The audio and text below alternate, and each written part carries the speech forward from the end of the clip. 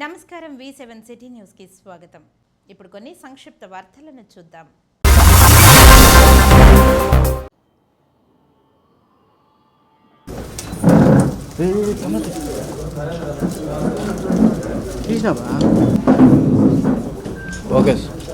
తెలంగాణ రాష్ట్రంలోనూ ఆంధ్ర రాష్ట్రంలోనూ అక్కడ ఒక ఇష్యూ,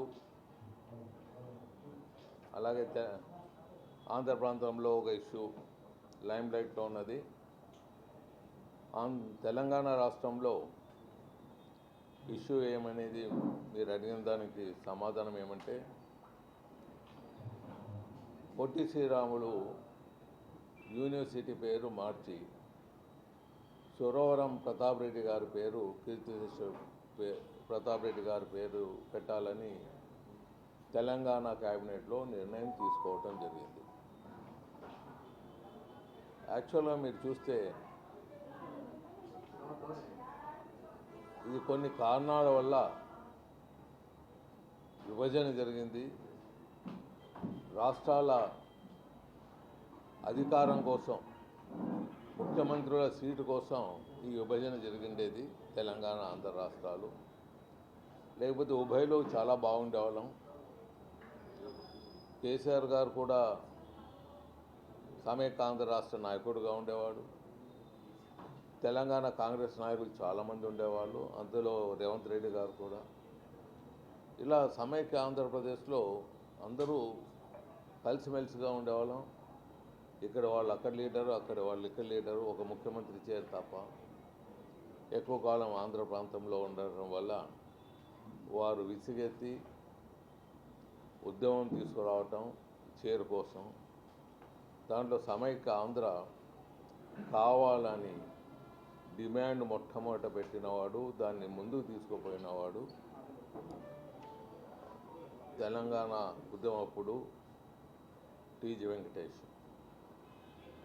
ఆయన ఎంతవరకు పోయాడంటే, కేసీఆర్ గారు తెలంగాణ అంటే టీజీ అని ఉండరాదని, టీజీ కనపడరాదని ఆయన తెలంగాణ రాష్ట్రం అయిపోయిన తర్వాత ఆ టీజీ అనేది తీసేసి మీకు తెలుసు వేరే పేరు పెట్టడం జరిగింది. అలాగే రేవంత్ రెడ్డి గారు వచ్చినాక మళ్ళీ టీజీ అని పెట్టడం జరిగింది. సో తెలంగాణ అంటే టీజీ అని పెట్టడం జరిగింది.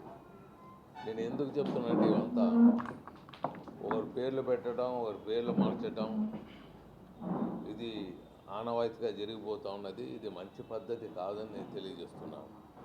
పొట్టి శ్రీరాములు గారు ఆర్యవైశ్యులైనా ఆయన ఆర్యవైశ్యుల కోసం ఎప్పుడూ పోరాడలేదు. ఆయన పోరాడిందంతా తెలుగు ప్రజల కోసం పోరాడు. ఆయన జీవిత చరిత్ర చూస్తే ఎస్సీల కోసం పోరాడాడు, టాయిలెట్లు పోయి క్లీన్ చేశాడు.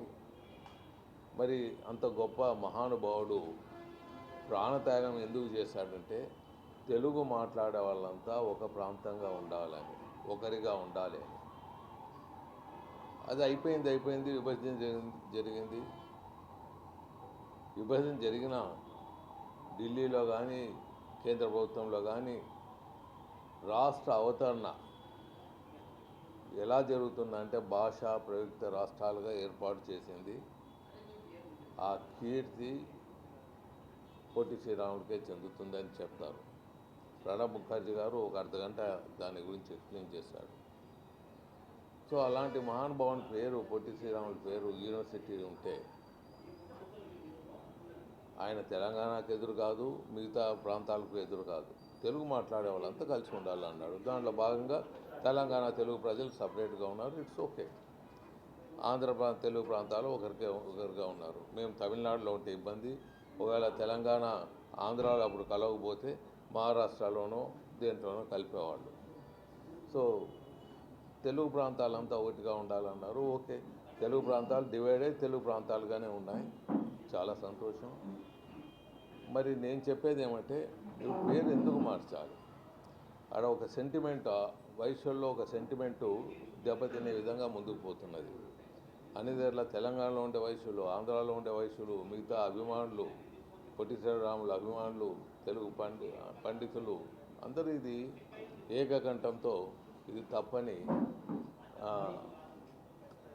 తప్పని ఖండిస్తున్నారు.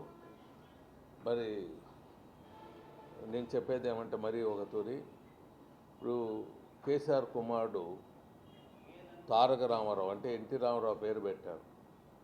మళ్ళీ తెలంగాణ నుంచి ఆయన పేరన్నా మారుస్తారా, లేకపోతే ఆయన తెలంగాణ నుంచి వెలివేస్తారా, అది కూడా తెలుసుకోవాలి. మరి అంతేకాకుండా రేవంత్ రెడ్డి గారి అల్లుడు వచ్చి ఆంధ్రుడు. మళ్ళీ ఆంధ్రుడు ఆయన ఉన్నందున మరి వాళ్ళని ఏం చేస్తారో తెలియదు. మరి ఈ విధంగా ఎందుకంటే ఇప్పుడు సర్నేమ్ వచ్చి ఆయన బిడ్డకు మారిపోతుంటుంది. మరి దాన్ని ఏం చేస్తాడో నాకు తెలియదు. మరి ఈ విధంగా చనిపోయిన వాళ్ళు కీర్తిశేషులు పొట్టి శ్రీరాములు గారు, సురాం ప్రతాప్ రెడ్డి గారు స్వర్గంలో కలిసే ఉన్నారు. వాళ్ళు మీరు మాత్రం విభజిస్తారు. వాళ్ళు అసలు స్వర్గంలో ఉన్నారు, వాళ్ళకి ఎందుకు ఇబ్బందులు పెడతారు వాళ్ళని? రేవంత్ రెడ్డి గారు ఆ స్వర్గంలో ఉండే వాళ్ళకు ఇది చూసి వాళ్ళు కూడా అట్లా కొట్లాడే పరిస్థితి మీరు తెస్తున్నారేమో. ఎందుకు ఇవంతా మీరు అనవసరంగా ఎన్నో పనులు మంచివి చేస్తున్నారు, దాంట్లో ఇవంతా మీరు నెత్తి మీద పెట్టుకొని ఒక కమ్యూనిటీని, ఒక సిద్ధాంతాలు మంచి నమ్మకం ఉండేవాళ్ళు, మీతో కలిసి ఉండేవాళ్ళు వాళ్ళని దూరం చేసుకుంటున్నారేమో నేను అనుకుంటున్నాను. మరి అంతేకాకుండా అంత మీ ప్రతాప్ రెడ్డి గారు, చూరం ప్రతాప్ రెడ్డి గారు మహానుభావులు, పెద్దలు, కీర్తిశేషులు, వాళ్ళ పేరు మీరు పెట్టాలనుకుంటే అసెంబ్లీకి పెట్టండి, అసెంబ్లీలో వారి పేరు పెట్టండి. ఎందుకంటే ఆయన ఉద్యమ నాయకుడు, అసెంబ్లీకి పెట్టండి, తప్పులేదు. ఆయన విగ్రహాన్ని పెట్టండి, పేర్లు మార్చే పని ఏముంటుందని నేను తెలియజేస్తున్నాను. ఇది ఆయన విజ్ఞతకే, రేవంత్ రెడ్డి గారి విజ్ఞతగా వదిలేస్తాం, అంతకన్నా మేము చేసేది ఏమీ లేదు. మా వాళ్ళు చాలా ఉద్రేకంగా ఉన్నారు, అక్కడ బాధతో ఉన్నారు, ఒక సెంటిమెంట్గా ఫీల్ అవుతున్నారు మా సోదరిమణులు. మరి ఇంకా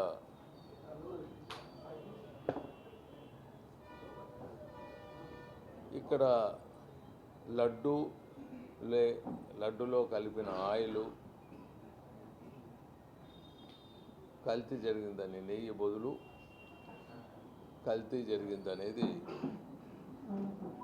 మనం ఒక పెద్ద ఇష్యూగా దేశంలోనూ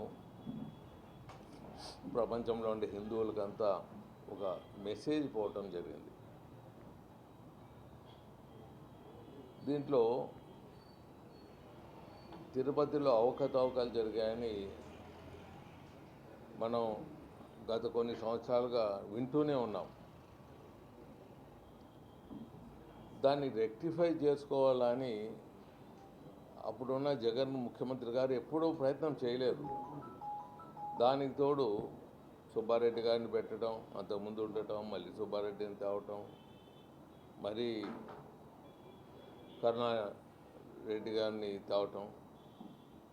కరుణాకర్ రెడ్డి మీద చాలా అభియోగాలు ఉన్నది. ఆయన రియల్గా ఆయన నాస్తికుడు, లేకపోతే ఒక అన్య మతంలో ఆయన ఇన్ఫ్లుయెన్స్ ఉన్నది ఆయన మీద అనేది అభియోగం చాలా ఉన్నాయి. ఇక్కడ టెంపుల్లో ఇట్లా అభియోగం ఉండే వాళ్ళని ఎందుకు తీసుకొని వస్తున్నాడో అర్థం కాలేదు. సుబ్బారెడ్డి వైఫ్ మరి ఆమె ఎక్కడ వెళ్ళినా ప్రచారంలో రాజశేఖర రెడ్డి వైఫ్ అంటూ అన్య మతాల్లో ఆమె ప్రచారంలో ఉన్నది అనేది ఒక అభియోగం. ఇంత అభియోగాలు ఉన్నప్పుడు, రియాలిటీ ఉన్నప్పుడు కొన్నిట్లో వాళ్ళని ఎందుకు పెట్టాడు? అది బంధుత్వం ఉండే వాళ్ళకు, జగన్ గారికి నాకు నమ్మకం ఉంది తిరుపతి వెంకటేశ్వరం మీద అని డిక్లరేషన్ ఇచ్చేదానికి, నమ్మకం ఉందని ఇచ్చేదానికి ముందుకు పోనేవాడు. ఆయన బంధువర్గాన్ని, ఆయనకు కావాల్సిన వాళ్ళని ఎందుకు దీంట్లో పెట్టాడు అనేది ఒక క్వశ్చన్ మార్క్గా ఉన్నది.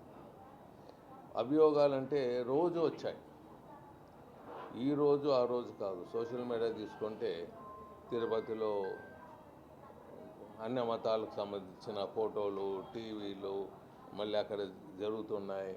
కొన్ని అనవసరమైన కార్యక్రమాలు జరుగుతున్నాయి. ఇవన్నీ కంటిన్యూగా వచ్చాయి. ఒక నెయ్యిలో కల్తీనే కాకుండా ఎన్నో వచ్చాయి.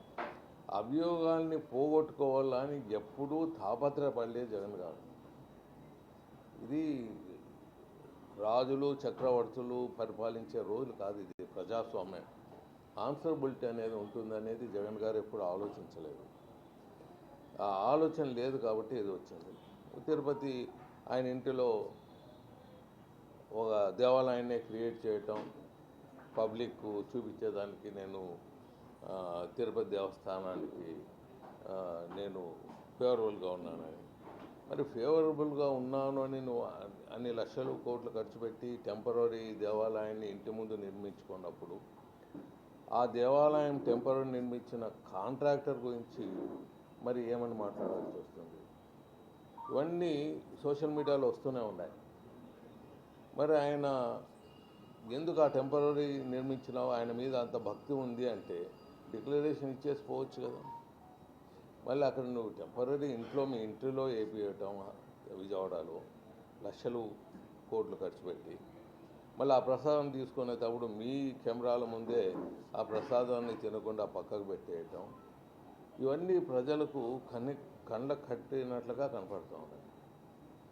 ఈ అభియోగాలు మీరు కొద్దిగా జాగ్రత్తగా, ఒక ప్రజాస్వామ్యంలో ఒక డిక్టేటర్గా ఉండరాదు. ఎప్పుడు డిక్టేటర్గా ఉంటాడో అప్పుడు వినాశకం తప్పదు అని నేను తెలియజేస్తున్నాను. ఇది చరిత్ర, ఇది ఒకరు చెప్పేది కాదు. మరి ముఖ్యంగా ఈ అడల్ట్రేషన్ గురించి మాట్లాడితే, ఇప్పుడున్న అడల్ట్రేషన్ అనేది మీరు ఒకటి గుర్తుపెట్టుకోవాలి. పాల్లో నీళ్ళు కలిపినా అది అడల్ట్రేషన్. ఆ క్రిమినల్ యాక్ట్ అప్లై అవుతుంది. ఎన్ని నీళ్లు కలిపారు, కొద్దిగా కలిపామా ఎక్కువ కలిపామా అనేది లేదు. అడల్ట్రేషన్ అనేది అడల్ట్రేషన్ యాక్ట్ వీళ్ళు అప్లై. దాంట్లో పెద్దగా తలపౌలు కొట్టే పని లేదు. దాంట్లో ఈ నూనె కలిపారా, దీంట్లో నెయ్యిలో నూనె కలిపారా, నెయ్యిలో మాంసం కుళ్ళిపోయిన మాంసం ఆయిల్ నార్త్లో ఎక్కువగా దొరుకుతుంది. సోప్ తయారు చేసే దాంట్లోనూ ఫ్యాటీ యాసిడ్లోనూ దీనిలలో వాడుతూ ఉంటారు. అందుకే అది తక్కువ దొరుకుతుంది. అందుకే ఫారిన్లో మేము ఏమైనా సోపులు కానీ లేకపోతే ఏమైనా ఎక్స్పోర్ట్ చేయాలంటే వాళ్ళకి డిక్లరేషన్ ఇవ్వాలి. వాళ్ళు వచ్చి ఇన్స్పెక్ట్ చేస్తారు. ఆయిల్స్ కానీ ఇవి కానీ ఫ్యాక్టరీకి వచ్చి ఇన్స్పెక్ట్ చేస్తారు. ఈ ఆయిల్లో కల్తీ లేదు, ఫ్యాట్ ఇది అనిమల్ ఫ్యాట్ దీంట్లో వాడలేదు అని డిక్లరేషన్ ఇవ్వాలి. ఆ డిక్లరేషను మళ్ళీ వాళ్ళు వెరిఫై చేసుకొని వాళ్ళు ముందుకు పోతారు. ఎక్కడి నుంచి మనం కొన్నాము, ఏ ఏరియా నుంచి మనం కొన్నాము, ఏ ఫ్యాక్టరీ నుంచి ఆయిల్ కొన్నాము అన్ని రికార్డు బిల్డప్ చేస్తారు. అంటే ఒక సోప్ తయారు చేసేదానికి ఇన్ని రిస్ట్రిక్షన్స్ ఫారిన్ కన్జ్యూమర్స్ పెడుతుంటారు. ఒక సోప్ కానీ ఒక సోపుకి సంబంధించిన అవి తయారు చేసి ఎక్స్పోర్ట్ చేస్తామంటే సోప్ నూడిల్స్ కానీ వాళ్ళు ఇవన్నీ చూస్తారు. మరి ఇటువంటి రిస్ట్రిక్షన్స్ ఉంటాయి. మరి అడల్ట్రేషన్ అనేది మళ్ళీ మీకు చెప్తున్నాను చాలా ఇదిగా, వాళ్ళు పామాయిల్ వాడినా లేకపోతే వనస్పతి అనేది మేము కూడా వనస్పతి తయారు చేసేవాళ్ళం. వనస్పతి రకరకాల అయిన ఆయిల్స్ని కలిపి వనస్పతి చేస్తారు. అప్పుడు గ్రౌండ్నట్ పామ్ ఆయిల్ ఇంపోర్ట్ ఉండేది కాదు. గ్రౌండ్నట్ ఆయిల్ చాలా కాస్ట్లీ అయినప్పుడు రైస్ బ్రాన్ ఆయిల్ మిగతా ఆయిల్స్ అన్నీ కలిపి దాన్ని వనస్పతిగా తయారు చేస్తారు. ఆ దాంట్లో కూడా వాళ్ళు చెప్పిన ఆయిల్సే మిక్స్ చేయాలి. దాన్ని వేరే ఆయిల్స్ ఏమైనా మిక్స్ చేసి వనస్పతి చేస్తే అది కూడా అడల్ట్రేషన్ కింద డిక్లేర్ అవుతుంది. సో ఇది ఇంతవరకు ఎందుకు చెప్తానంటే, కేసు పెట్టాలంటే మాంసమే దీంట్లో కలిపారు అనే వరకు వెయిట్ చేసే పని లేదు. కేసు నిమిషాల మీద పెట్టేయచ్చు, అడల్ట్రేషన్ తేలితే. అడల్ట్రేషన్ అని పామాయిల్ కలిపినా లేకపోతే మిక్స్డ్ ఆయిల్స్ వేరే ఆయిల్స్ రిజెక్టెడ్ ఆయిల్స్ అన్నీ కలిపి వనస్పతి చేస్తే ఆ వనస్పతిని దీంట్లో కలిపిన ఇది అడల్ట్రేషన్ కింద వస్తుంది. అడల్ట్రేషన్ కింద వచ్చినప్పుడు యాక్ట్ ఈజ్ ఓన్లీ సేమ్. నువ్వు అనిమల్ ఫ్యాట్ వాడినా వేరేది వాడినా యాక్ట్ ఈజ్ సేమ్. అది సెకండ్స్లో తెలిసిపోతుంది. ల్యాబ్లో కూర్చుంటే ఇమీడియట్గా అడల్ట్రేషన్ వస్తుంది. ఆ అడల్ట్రేషన్ అయింది అంటే దాని మీద కేసు పెట్టి ముందుకు వెళ్ళిపోవచ్చు. సిట్ అనేవాళ్ళు వచ్చారు, అన్నీ చేశారు, అందరూ చేస్తారు. అల్టిమేట్గా పనిష్మెంట్ ఈజ్ సేమ్. ఏం చేసినా పనిష్మెంట్ ఈజ్ సేమ్. మర్డర్ చేస్తారు, కత్తితో పొడిచినా లేకపోతే తుపాకులతో గన్తో పొడిచి రివాల్వర్తో కాల్చినా మర్డర్ చేస్తే మర్డర్ ఈజ్ మర్డర్. నువ్వు ఏమిటితో చేస్తావు అనే దానికి punishment may not be difference. Criminal act will apply same thing. So ఇది నేను ఎందుకు చెప్తున్నా అంటే ఈ సెంటిమెంట్స్తో చాలా వరకు ముడి అయి ఉన్నది కాబట్టి రోజు ప్రజల్లో ఒక టెన్షన్ ఫీల్ అవుతున్నారు కాబట్టి ఏదో ఒకటి తేల్చేసేసి ఒకవేళ నిజంగా అడల్ట్రేషన్ అంటే అడల్ట్రేషన్ మీద అది కేసు పెట్టేసి అక్కడ క్లోజ్ చేసి సబ్జెక్ట్ వేరే దాంట్లో ముందుకు పోయి వెళ్తే బాగుంటుంది. ఇప్పుడున్న ప్రభుత్వము తిరుపతి దేవస్థానంలో చాలా అంతకు ముందుపే చంద్రబాబు నాయుడు గారు చాలా సిస్టమేటిక్గా ప్రొసీజర్స్ అన్నీ డెవలప్ చేశారు. దేశంలో ప్రపంచంలో ఒక సిస్టమేటిక్ ప్రొసీజర్స్లో ముందుకు పోయినది చంద్రబాబు ప్రభుత్వం అని ముందు నుంచి ఉన్నది. అది మా బీజేపీ నాయకులు కూడా అప్రిషియేట్ చేసేవాళ్ళు. చాలా సిస్టమేటిక్గా పోయిందని. ఇంకా ఇంప్రూవ్మెంట్ చేసేది ఉన్నది. ఇంకా ఎప్పుడు ఒక స్టూడెంట్గానే ఉండాలి. ముఖ్యమంత్రి అనేవాడు ఎప్పుడు ఒక స్టూడెంట్గానే ఉండాలి. ఎప్పుడు దీన్ని పరిపాలన చేసేవాళ్ళు కూడా స్టూడెంట్స్ ఉండాలి. నలుగురితో విషయాలు పంచుకుంటే మీడియా వాళ్ళు ఉంటారు, మిగతా వాళ్ళు ఉంటారు, పబ్లిక్ ఉంటారు. చిట్ చాట్ చేసుకుంటే ఇట్లా కూర్చొని చిట్ చాట్ చేసుకుంటే విషయాలు బయటకు వస్తాయి. దాన్ని రెక్టిఫై చేసుకొని టెంపుల్ని ఇంకా అభివృద్ధి చేసే దిశలో ముందుకు తీసుకుపోవాలని ప్రభుత్వానికి విన్నపిస్తున్నాను. ట్రేడింగ్ కార్పొరేషన్ మెంబర్గా కూడా ఉన్నారు. ట్రేడింగ్ కార్పొరేషన్ మెంబర్గా కూడా కొనసాగారు. మీకు own factory chemical factory STC corporation చైర్మన్గా ఉన్నాను నేను. దానికి నేను స్టేట్లో ఎన్టీఆర్ గారు అపాయింట్ చేసినప్పుడు 15 మీకు ఓన్గా ఉన్న పరిస్థితుల్లో మీ సైంటిస్ట్ కావచ్చు, మీ ల్యాబ్లో పనిచేసేటటువంటి ఏం చెప్తున్నారు సార్? వాళ్ళ ఒపీనియన్ ఏమన్నా ఎక్కువ అంటే కొంతమంది సైంటిస్ట్ ఏం చెప్తున్నారంటే జంతువుల యొక్క పువ్వుని అందులో కలిపేటువంటి ప్రయత్నం చేస్తే నెయ్యి పాడైపోతుంది. అది ఎంత పర్సెంటేజ్ వాడారు అనేది ఒక క్వశ్చన్ మార్క్ ఉంటుంది. మా ల్యాబ్ వాళ్ళు మాకు ఆ ఐటమ్ వస్తే మేము టెస్ట్ చేయొచ్చు, అంతేగాని మేము ఊహాగానాల్లో చెప్పలేము. నెంబర్ 2. నెంబర్ 3 వచ్చి లడ్డు వాసన వస్తూ ఉంది, చెడిపోయింది, ఏం ఆయిల్ కలిపినా దాంట్లో ఆ క్వాలిటీ దెబ్బతింటుంది. అది ఎన్నో తోళ్ళు కంప్లైంట్ పబ్లిక్ చేశారు కూడా. ఇంకా దాని గురించి పెద్దగా మనం ఆలోచించలేదు. సో అడల్ట్రేషన్ అనేది 100% జరిగిందని నిర్ధారణకు వచ్చేసారు. దాంట్లో ఏమనేది, దాంట్లో ఏది ఎంత పర్సెంటేజ్ అడల్ట్రేషన్ అయిండేది అనేది ఒక సబ్జెక్టు. ఆ సబ్జెక్ట్లో ముందుకు పోవటం ఒక సబ్జెక్టు, యాక్షన్ తీసుకోవటం ఒక సబ్జెక్టుగా ఉంటుందని నేను తెలియజేస్తాను. కొన్నిసార్లు భక్తులు కంప్లైంట్ చేస్తూనే ఉంటున్నారు. సెంటర్లో బీజేపీ గవర్నమెంట్ హిందూ మనోభావాలు దెబ్బతింటున్నాయి, ఇలా క్వాలిటీ లేనటువంటి పరిస్థితి. కంప్లైంట్ వచ్చినప్పుడు ఎందుకు స్పందించలేదు? ఇప్పుడు బీజేపీ ప్రభుత్వంలో ఒక దేశంలో ఏమవుతుందంటే స్టేట్ ఈజ్ డిఫరెంట్, వాళ్ళ వర్కింగ్ ఈజ్ డిఫరెంట్, కేంద్ర ప్రభుత్వం ఈజ్ డిఫరెంట్. ప్రతి ఒక్కటి ఇంటర్ఫియరెన్స్ ఇన్వాల్వ్మెంట్ అయ్యేదానికి ఉండదు. మీరు టెంపుల్స్ అన్నీ జగన్ గారి ప్రభుత్వం వచ్చేదే టెంపుల్స్ అన్నీ చాలా టెంపుల్స్ దెబ్బతీయటం కానీ ఇబ్బందులు పెట్టడం కానీ జరిగిందని మన అందరికీ తెలిసిన విషయం. దాంట్లో ఒక సబ్జెక్టు తీసుకుంటే పత్తికొండలో మా కర్నూలు జిల్లాలో వైఎస్ఆర్ సంబంధించిన అభ్యర్థే అది చేశాడు. మరి దాని మీద ఏమి చర్యలు తీసుకోలేకపోయారు. బీజేపీ వాళ్ళు జైలుకు పోయారు, దాని మీద ఉద్యమాలు చేశారు. మరి ఇది ప్రజాస్వామ్యం. ఈ డెమోక్రసీ కంట్రీలో ఒక మారు ఎలక్ట్ అయినాక 5 సంవత్సరాలు వాళ్ళకి ఏమాత్రం చెప్పినా ఎంత చెప్పినా బుర్రకు ఎక్కదు. అది బుర్రకు ఎప్పుడు ఎక్కుతుందంటే ప్రజలు మళ్ళీ వాళ్ళని దింపేంత వరకు బుర్రకు ఎక్కదు.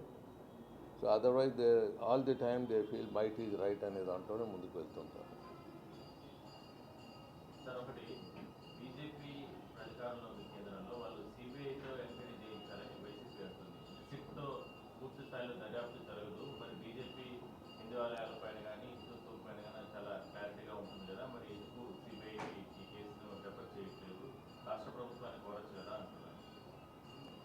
ఇప్పుడు సిబిఐకు లెక్కలేనన్ని మోతాదులో ఉన్నాయి. ఇది చాలా సింపుల్ టెస్ట్, ఎవరు చేసినా తేలుతుంది. సిబిఐలు ఏమంటే చాలా మటుకు మీరు చూస్తూ ఉంటారు, కేసు పెట్టినోడు చనిపోయినా ఆ కేసు పూర్తి కాదు. బికాజ్ వాళ్ళ number of cases they have loaded. ఇప్పుడు ఒకవేళ కొన్ని తూర్లు ఏమవుతుందంటే ప్రభుత్వాలు మళ్ళీ మారి వారి ప్రభుత్వం వస్తే, అంటే ఈ లేట్ ప్రాసెస్లో మళ్ళీ మా ప్రభుత్వం రావచ్చు. ఇప్పుడు వాళ్ళ కడప వాళ్ళ చిన్నాయన ఇష్యూ ఉన్నట్ల లేట్ అయితే మళ్ళీ మాతో వస్తుంది, వాళ్ళు వచ్చినప్పుడు మనం కోఆపరేట్ చేయకుండా ఉండొచ్చు అనే అభిప్రాయంతో అపోజిషన్ వల్ల ఆ విధంగా వాళ్ళు స్పందించవచ్చు. సో ఇప్పుడు ఇమీడియట్గా ఇది తేల్చేయడానికి పెద్ద కష్టపడే పని లేదు. ఓన్లీ ల్యాబ్ టెస్ట్ తీసుకొని వీళ్ళు వైఎస్ఆర్ ప్రభుత్వం వాళ్ళు దీన్ని కొట్లాడే ముందు అది తీసుకొని ఆయిల్ టెస్టు ఆ ల్యాబ్లో మావాడు ఒకడు ఉంటాడు చూపించి జాయింట్ ల్యాబ్ చేస్తాము అంటే అయిపోతుంది. వాళ్ళు దొంగలు కాదనుకొని ప్రూవ్ చేసుకోవాలనుకుంటే, వాళ్ళు అడల్టరేట్ చేయలేదని ప్రూవ్ చేయాలంటే ఆ సబ్జెక్ట్ వాళ్ళు చెప్పచ్చు. దేవుని ముందు వచ్చి ప్రమాణం చేయండి, తిరుపతికి వచ్చి తిరుపతి ఏమో ఒక పక్క వాళ్ళ పార్టీ నాయకుడు డిక్లరేషన్ ఇచ్చేదానికి లేదు, మళ్ళీ ఒక పక్క నాయకులు వచ్చి ప్రామిస్ చేయండి అంటారు. సో ఇవన్నీ పొలిటికల్ గేమ్ కింద వెళ్ళిపోతాయి. సో నేను చెప్పేది ఏమంటే, అంత నమ్మకం వాళ్ళకు సిట్ మీద నమ్మకం లేదనుకోండి, సిబిఐ మీద నమ్మకం ఉందా అంటే సిబిఐ మీద కూడా అప్పుడు కోఆపరేట్ చేయలేదు వాళ్ళ కేసెస్లో. సో ఇవంతా పోస్ట్పోన్మెంట్ ఆఫ్ ది థింగ్స్ అవుతాయి. బెస్ట్ థింగ్ వాళ్ళకి ఏమైనా అంత అనుమానం ఉంటే జాయింట్ ఇన్స్పెక్షన్ అనేది ఉంటుంది. మీ వాళ్ళు వచ్చి నిలబడవచ్చు, వాళ్ళు టెస్ట్ చేస్తారు, things will be sorted out spot. అది చేయకుండా ఇవన్నీ పనికిరాని మాటలు మాట్లాడుతూ ఉంటారు. ఆహార వస్తువులు కొనుగోలులో రివర్స్ టెండరింగ్ వెళ్ళారు వైసీపీ, ఇది సమర్థనీయమంటారు? ఫుడ్ క్వాలిటీ రావాలంటే రేట్ పెంచాల్సిందే. ఇప్పుడు ఫుడ్ క్వాలిటీ రావాలంటే రేటు పెంచే పని లేదు. రేటు పెంచిన మాత్రం నా క్వాలిటీ వస్తుందనో, రేట్ డౌన్ చేసినంత మాత్రం నా క్వాలిటీ పోతుందనో. ఎవడు కానీ దేవుని కార్యక్రమం కొద్దిగా లాభం పెట్టుకోనన్నా ఇస్తాడు, లేకపోతే కాస్ట్ ప్రైజ్ కన్నా ఇస్తాడు. బిలో కాస్ట్ ప్రైజ్ అనేది ఉండదు, ఫ్రీగానే ఇస్తాడు. కాస్ట్ ప్రైజ్కి ఇచ్చి దాంట్లో కొంత డొనేషన్ కింద ఇస్తాడేమో కానీ బిలో కాస్ట్ ప్రైజ్ ఇచ్చేది ఉంటుంది. రెండే ఉంటాయి, free or cost price, no profit. Below cost price అనేది ఉండదు ఎక్కడ, రేర్. సైకాలజీ ఎవరికి పని చేయదు, ఎందుకంటే బిలో కాస్ట్ వల్ల. బిలో కాస్ట్ ఇచ్చినా అసలు ఇచ్చినట్లు తేలదు కదా, ఇచ్చినట్లు తెలియదు. ఎప్పుడు కాస్ట్ ప్రైజ్కి మేము ఇచ్చినామని చెప్పుకున్నా వస్తుంది, లేదంటే ఇదన్నా వస్తుంది. సో ఈ వ్యాపారం అని సంస్థ పెట్టినప్పుడు వాళ్ళు మార్కెటింగ్ కోసం టెండర్ వేసి వ్యాపారం కోసం వాళ్ళు పోయినప్పుడు డెఫినెట్గా కొద్దో గొప్ప ప్రాఫిట్ పెట్టుకొని ఇవ్వాలి. మేము కాస్ట్ నష్టపోయి ఇస్తున్నాము అనేది అది మూర్ఖత్వం ఉంటుంది, అది ఎవరు నమ్మేదానికి అవకాశాలు కూడా ఉండదు. సో దాని గురించి డెఫినెట్ అంటే దీంట్లో నీకు ఏమి కలిపాడు అడల్ట్రేషన్ అనేది క్వశ్చన్ తప్ప, అడల్ట్రేషన్ అనేది రూటీన్ రూపాలు డెఫినెట్. ఏది అడల్ట్రేషన్ అనేది దీంట్లో తేల్చి చేయాల్సింది ఉండేది తప్ప, దానికి కావాలంటే కూర్చొని ల్యాబ్లో టెస్ట్ చేయొచ్చు. అడల్ట్రేషన్ అనేది డెఫినెట్గా ఉంటుందనే భావన అందరిలో ఉన్నది. అది ఏ అడల్ట్రేషన్ అనేది క్వశ్చన్ తప్ప, అడల్ట్రేషన్ జరిగిపోయింది, దీంట్లో సెకండ్ థాట్ లేదు. ముఖ్యంగా దీంట్లో చేయాల్సింది ఏమంటే, మీరు దేవాలయాన్ని మిగిలించాలంటే ఎంతోమంది పెద్ద పెద్ద ఇండస్ట్రీస్లు ఉన్నారు. మీరు ఆ వాటర్ సప్లై చేసేది మీ అకౌంట్లో చేస్తాము, యాత్రికులకంతా వాటర్ మీతో ప్యూరిఫైడ్ వాటర్ ఇచ్చేదట్లా మీ పేరుతో చేస్తాము, మీరు ఒప్పుకోండి అని ఒక రిలయన్స్ గ్రూప్ అడిగారు అనుకోండి, ఇస్తారు. టాటా గ్రూప్ను ఒకటి అడుక్కోండి. హౌస్ కీపింగ్ వాళ్ళు ఎంత పెద్ద సంస్థ అయినా వాళ్ళు హౌస్ కీపింగ్ కూడా కాంట్రాక్ట్లు చేస్తారు. టీ నుంచి హౌస్ కీపింగ్ వరకు. నువ్వు హౌస్ కీపింగ్ది ఆ దేవాలయానికి హౌస్ కీపింగ్ మీరు ఏమైనా టేకప్ చేస్తారా, మీ సర్వీస్ ఇస్తారంటే వాళ్ళు ముందుకు వస్తారు. ఇట్లా the work can be distributed, only supervise this people can be done. ఫ్రీగా ఇచ్చేది కాకుండా పర్ఫెక్ట్గా ఉందా లేదా అనేది ఒక సూపర్వైజ్ వీళ్ళు చేసి, సెక్యూరిటీ దాన్ని కూడా ఒక సర్వీస్కి ఇచ్చేసి బోర్డు వేసేస్తే ఈ సర్వీసెస్ వీళ్ళు ఇస్తున్నారంటే ఇస్తారు. మీరు చూసే ఉంటారు, మీరు పార్కుల్లో లేకపోతే మెయిన్ రోడ్లో ఆ గార్డెన్ అది వేస్తే this is maintain by so and so industries two so and so అంటారు. ఇట్లా వందలాది మంది ముందుకు వచ్చి చేస్తారు చేసేదానికి. అదే కన్నా చేసుకోవాలంటే అది ఉంటుంది, అది చేసుకోరు. అది ఏం చేస్తారంటే అది పర్సనల్ కోసం వాళ్ళని ఏమైనా ఇన్ఫ్లుయెన్స్ చేసి వాడుకొని దానికి పెట్టుకుంటారు ఆ ఇండస్ట్రీస్ని పర్సనల్ బెనిఫిట్ కోసం. దేవునికి మాత్రం ఇట్లా అవి చేస్తూ ఉంటారు. ఇవంతా ఇవి దీంట్లో డీప్గా పోతే ఎన్నో వస్తాయి. మనం అడ్మినిస్ట్రేటర్స్ని బ్లేమ్ చేసేదానికన్నా దీన్ని పరిపాలించే నాయకులు యథా రాజా తథా ప్రజ ఉంటారు. సో రాజు ఎట్లా ఉంటే ప్రజలు అట్లే ఉంటారు. మళ్ళీ ఇక్కడ రాజులు వాళ్ళు అపాయింట్ చేసిన చిన్న రాజులు, సామంత రాజులు వాళ్ళు సరిగా ఉంటే ఇవంతా ఎందుకు ఉంటాయండి? ఈ ప్రాబ్లమ్స్ రావు. ఇది ఇంపాసిబుల్. సో ఏదో పొరపాటుతో ఏమైనా చేయాల్సిందే కానీ ఇది అడ్డదారులతో అడ్డదారులు కొద్దిగా గొప్ప స్మాల్ వే చేసుకోవాల్సిందే తప్ప పెద్ద ఎత్తున చేయాలంటే అది ఆమె ఆ నాయకులకు అంటుకోకపోతే చేయరు. ఇది వాస్తవం, దీంట్లో డోకా లేదు. జగన్ గారు కానీ తమ్మినేని సీతారాం కానీ ఆ ఊళ్ళో పోషకాలు అలా కల్తీ అయింది అని చెప్పి వాళ్ళు ప్రకటించారు. దాని మీద నిజమే అంటారు అదేనా? అంటే ఇప్పుడు సిట్ అనేది అపాయింట్ చేశారు. ల్యాబ్ టెస్ట్ పూర్తిగా మనకు రిపోర్ట్ రావాలి. ల్యాబ్స్ వీళ్ళు కూడా ఛాలెంజ్ చేయాలి. ఇవంతా ఉన్నాయి. కల్తీ అనే దాని వరకు నిర్ధారణ మేము వస్తాము. ఎంతవరకు ఏ పర్సంటేజ్ ఫ్యాట్, యానిమల్ ఫ్యాట్ ఏం కలిపింది, లేకపోతే పామ్ ఆయిల్ ఏం కలిపింది, లేకపోతే ఇంపోర్టెడ్ ఆయిల్స్, లేకపోతే మిక్స్డ్ వేస్ట్ ఆయిల్స్ అవన్నీ కలిపి వనస్పతిగా చేసి అదెంత వాడారు అనేది మనకు it takes time to do it. మరి దేవాలయాల పాలక మండలి త్వరలో నియమించబోతుంది ప్రభుత్వం. మీలాంటి పెద్దవాళ్ళు ఏదైనా టెంపుల్కి చైర్మన్గా ఉంటే బాగుంటుంది ఏమన్నా అభిప్రాయం కూడా మీ ఆరోగ్య కనబడుతుంది. ఆ ప్రయత్నం చేయబోతారా? అంటే ఆరో ఇష్యూల్లో ఏమవుతుందంటే అన్నీ వాళ్ళకు ఎవరి మీద ప్రేమ అయితే వాళ్ళ పేర్లు చెప్పేస్తూ ఉంటారు. మేము దానికి అనర్హులం. దానికి అర్హులు ఎప్పుడైతారంటే అక్కడ వచ్చి కూర్చొని ఒక పరిపాలన చేయాలి. అక్కడ కూర్చొని పరిపాలన చేయాలి. ఏదో హనీమూన్కి పోయినట్లు అట్లా పోయి వచ్చేదానికి ఇది టెంపుల్ మేనేజ్మెంట్ ఇవ్వరాదు. దానికి డివోట్ చేసేవాళ్ళు వాళ్ళు అనర్హులం. దానికి మేము దానికి అట్లా మేము ఆలోచించిన తప్పు సందేశం చాలా ఏళ్ళ కిందటే వచ్చింది. దేవస్థానంది, శ్రీశైలం దేవస్థానం, వెంకటేశ్వర దేవస్థానం దండ పెట్టి మేము అనర్హులని ఆ రోజే చెప్పుకున్నాం. ఇప్పుడు అదే చెప్పుకుంటాం. ఎస్, ఇప్పుడు ఇదంతా ఏమవుతుందంటే సార్, నేను రాయలసీమ ప్రాంతానికి విద్యార్థి పరిషత్ లీడర్గా ఉంటేనే, వెంకయ్య నాయుడు గారు ఆంధ్ర ప్రాంతానికి ఉంది, ఇందర్సేన్ రెడ్డి గారు తెలంగాణకు ఉంది. ఇది మనం అడిగితే ఇచ్చే పోస్టులు కాదు. ఈ హైకమాండ్ అనేది వాళ్ళకు మంచి అభిప్రాయాలు వీళ్ళకు కూడా ఇవ్వాలా అనేటప్పుడు వచ్చే కార్యక్రమం. సో దాంట్లో న్యాచురల్గా అది స్ప్రెడ్ అవుతూ ఉంటుంది.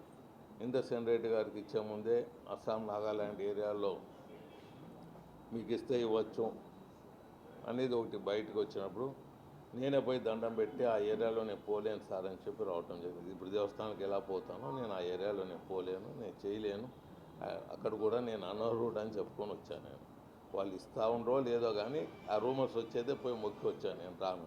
తర్వాత ఇందర్సేన్ రెడ్డి గారికి ఇచ్చారు నా మిత్రుడు.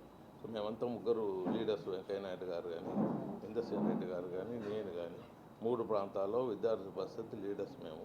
సీనియర్ మోస్ట్ వెంకయ్య నాయుడు గారుగా ముందుకు పోయారు. అది and he has done a big justice to the country ఈ సర్వీసెస్.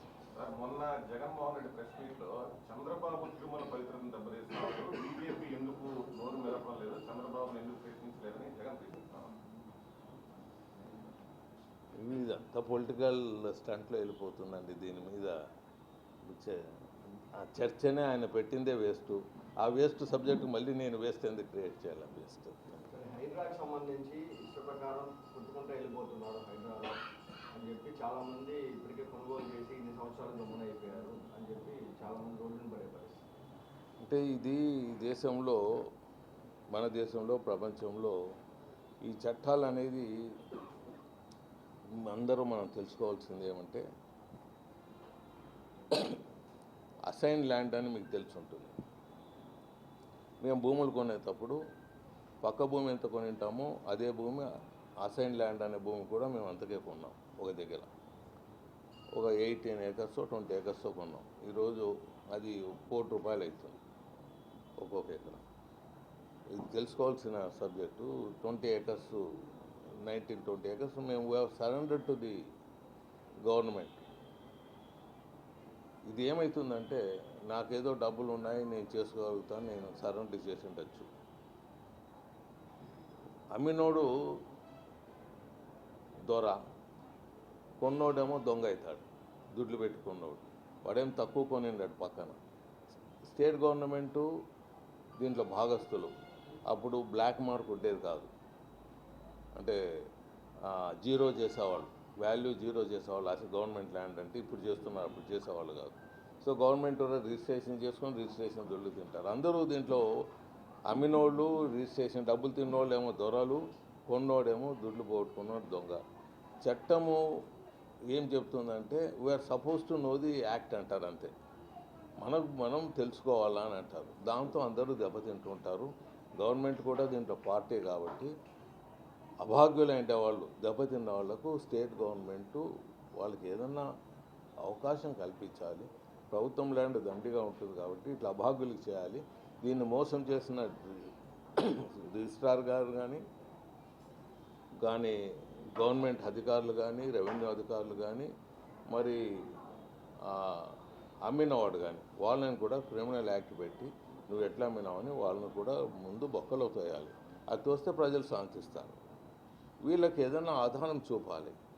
బిలో పావర్టీ ఉండే వాళ్ళకి ఇమీడియట్గా ఫ్లాట్లు ఇప్పించి వాళ్ళని ఆదుకొని వాళ్ళ లాస్ కూడా ఏదైనా కాంపెన్సేట్ చేసే విధానంలో పోవాలి. మోసపోయిన వాళ్ళని గవర్నమెంట్ న్యాయం చేయాలని ముందు నేను చెప్తున్నాను. అదే మరి నేను రిపీట్ చేస్తాను.